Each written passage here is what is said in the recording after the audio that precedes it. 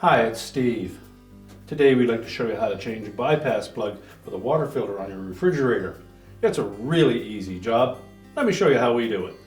Now to change this part, we'll begin by opening the refrigerator up. You may wish to turn off the inlet water supply to the refrigerator. Next, we're going to depress the button to release the existing filter. Just pop that out and discard it.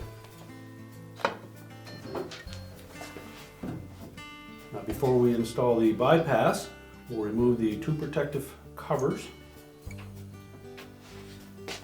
We simply need to line that up with the opening, then press it firmly into place.